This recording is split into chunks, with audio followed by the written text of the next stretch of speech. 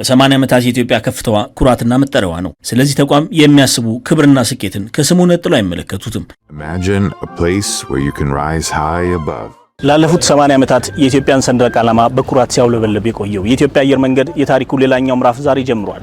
የቢሾፍቱ ዓለም አቀፍ አውሮፕላን ማረፊያ ግንባታን በማስጀመር በዚህ የግንባታ ማስጀመሪያ መርሃ ግብር ላይ የተገኙት የኢፌዴሪ ጠቅላይ ሚኒስትር ዶክተር አብይ አህመድ በእርግጥም ይህ ዕለት ታሪካዊ ነው ብለውታል። በተለይም ደግሞ ለጥቁር ሕዝቦች ልዩ ቀን ነው ሲሉ ሁኔታውን ገልጸውታል። የተከበራችሁ የአፍሪካና የኢትዮጵያ ወዳጅ ደጋፊ ሀገራት እና ግለሰቦች በሙሉ ለዚህ ታላቅ ብስራት ለዚህ ታላቅ ዜና በጋራ እዚህ መገናኘት በመቻላችን እንኳን ደስ ያላችሁ እንኳን ደስ ያለን ለማለት እወዳለሁ። ታላቅ ቀን ነው። የኢትዮጵያ የዝመና ጉዞ፣ የኢትዮጵያ የብልጽግና ጉዞ፣ የኢትዮጵያ የመለወጥና ራሷን ችላ በሁለት እግሯ የመቆም መሻት ላለፉት 100 ዓመታት በርካታ ጥያቄዎች ሲነሱ ገሚሱ ሲከሽፍ ገሚሱ የሰመረበትን 100 ዓመት አሳልፈናል።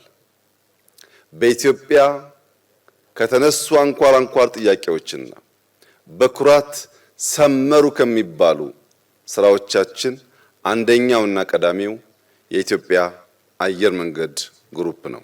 የኢትዮጵያ አየር መንገድ የዛሬ ስኬት ውስጥ የትላንት መሰረትና የነገ የጠራ ራዕይ ስፍራ አላቸው። ታዲያ ያለፉት 80 ዓመታት በቀላሉ ግን የታለፉ ብቻ አልነበሩ። የኢትዮጵያ የውስጥና የውጭ ፈተናዎች ሁሉ ይህንን ተቋም ጭምር ዳሰውታል። ሆኖም ግን ከመሰረቱ ሊነቀንቁት አልቻሉም። አየር መንገዱ ላለፉት 80 ዓመታት አልጋ ባልጋ የነበረ ጉዞ አላሳለፈም። የመንግስታት መውደቅና መነሳትን ተሸክሞ እድገቱን ሳያቋርጥ ማለፍ ችሏል። የኮሮና ወረርሽኝና ሌሎች የተፈጥሮ ያመጣቸውን እንደ ድርቅ ያሉ ከፍተኛ ፈተናዎች ተሻግሮ ማለፍ ችሏል። በኢትዮጵያ ላለፉት 100 ዓመታት በውስጥና በውጭ የተደረጉ ከፍተኛ ጦርነቶች እድገቱን ሳይገቱት ቆይተዋል። የኢትዮጵያ አየር መንገድ የኢትዮጵያ ኩራት የሚባለው ምንም አይነት ተግዳሮት ፈተና ሳይገጥመው ሳይሆን በተፈጥሮና ሰው ሰራሽ የገጠሙትን ፈተናዎች በከፍተኛ ብቃት አልፎ የአፍሪካ ኩራት የአፍሪካ መመኪያ የኛም የብልጽግና መሻት ማሳያ መሆን ችሏል። የቢሾፍቱ ዓለም አቀፍ አውሮፕላን ማረፊያ ግንባታ መጀመር አየር መንገዱ አሁን ከአፍሪካ በቀዳሚነት እያደረገ ያለውን ጉዞ የበለጠ የሚያጠናክረው ነው። አዲሱ የአውሮፕላን ማረፊያ ግንባታ የአየር መንገዱን አቅም በጥፍ የሚያሳድገው ነው። የኢትዮጵያ አየር መንገድ ዛሬ ለመድረሱ የተቋሙ የኮርፖሬት ባህል ጉልህ ሚና እንደተጫወተ ጠቅላይ ሚኒስትር ዶክተር አብይ አንስተዋል።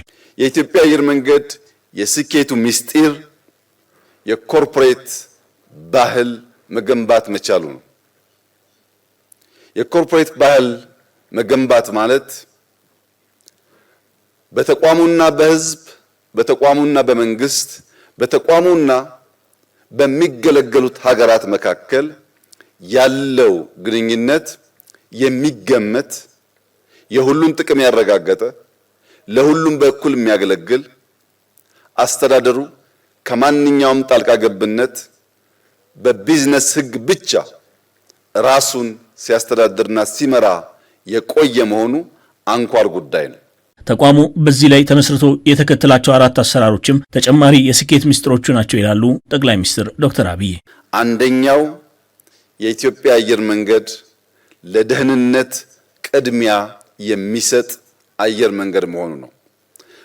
ሁለተኛው የኢትዮጵያ አየር መንገድ አመራሮች በፈጠራና በትጋት የሚሰሩ በ8 ሰዓት የቀን ስራ የማያምኑ ራሳቸውን እያደጉ ከዓለም የአመራር ብቃት ጋር ራሳቸውን የሚያስተካክሉ ግለሰቦች፣ ቡድኖች ባለፉት 10 ዓመታት ይህንን ተቋም መምራት በመቻላቸው ጭምር ነው። ሶስተኛው የኢትዮጵያ አየር መንገድ የኢትዮጵያን ባንዲራ ተሸክሞ ኢትዮጵያን የሚያሳይ መሆኑን የሚያምኑ የተደመሩ የሚተጉ ራሳቸውን እንደ ወታደር የሚያስቡ እጅግ የሚያኮሩ ሰራተኞች ያሉት ተቋም በመሆኑ ነው። አራተኛው ይህ ኩባንያ ሁሌ ተማሪ መሆኑ ነው። ሁላችሁም እንደምታውቁት አዲስ አውሮፕላን፣ አዲስ ቴክኖሎጂ፣ አዲስ ዕውቀት ዓለም ላይ ተፈጠረ ሲባል ያን ዕውቀት ለመገብየት ያን ዕውቀትና ያን አውሮፕላን አፍሪካን ለማስተዋወቅ ከማንም ቀድሞ የሚገኝ ነው። በዚህ የአውሮፕላን ማረፊያ ግንባታ ውስጥ ከሚከናወኑ ተግባራት መካከል 40 ኪሎ ሜትር የፈጣን መንገድና ፈጣን ባቡር መስመር ዝርጋታ ይገኝበታል። በሰማይ ላይ ለሚበሩ መርከቦች 130 ሚሊዮን ሕዝብ የሚመጥን ወደብ በዚህ ስፍራ ስራ አስጀምረናል። በዚህ ስፍራ በሰማይ ለሚበሩ መርከቦች ያስጀመርነው ወደብ ከዚህ ቀደም ከነበረን በአጠቃላይ ብቃቱ ይለያል። ከዚህ ወደ ቦሌ የሚሄደው በእያንዳንዱ አቅጣጫ 6 መኪና በድምሩ 12 መኪና የሚያስተናግድ እጅግ ዘመናዊና ባደጉት ሀገራት የምናየውን አይነት ሃይዌይ የምንገነባ ይሆናል። ሁለተኛው 38 ኪሎ ሜትር የሚጠጋ በሰዓት ዝቅተኛ 120 በከፍተኛ እስከ 200 ኪሎ ሜትር ፐር አወር ስፒድ ያለው ሬልዌይ እንገነባለን። ፈጣን ሬልዌይ እንገነባለን። የዚህ ሬልዌይ ግንባታ ከአዲስ አበባ ጅቡቲ ከገነባ ነው የሚለየው ሙሉ በሙሉ ይህንን ሬልዌይ የሚገነባው ሀገራዊ ኩባንያ ይሆናል። ይህም የሀገር ውስጥ ኩባንያዎች ከ5 ዓመታት በኋላ ለዓለም አቀፉ ገበያ ራሳቸውን እንዲያዘጋጁ የሚያስችላቸው እንደሆነ ተጠቁሟል። ታዲያ ይህ ጅምር ለኢትዮጵያ ወዳጆች የሚያኮራ፣ ለጠላቶቿ ትምህርት የሚሆን ጉዞ እንደሆነም ነው ጠቅላይ ሚኒስትሩ ያመላከቱት። የኢትዮጵያ የትግል ስልት የኛ የትግል ስልት ተለውጧል። የኛ የትግል ስልት ዛሬ ሰርተን ነገን መዋጀት ነው። ዛሬ በቅጡ ተክተን ነገን ለልጆቻችን የሰመረ የተሻለ ማድረግ ነው። የገጠሙን ጠላቶቻችን ግን ትናንትና ላይ ቆመው ዛሬን የሚሻሙ ናቸው።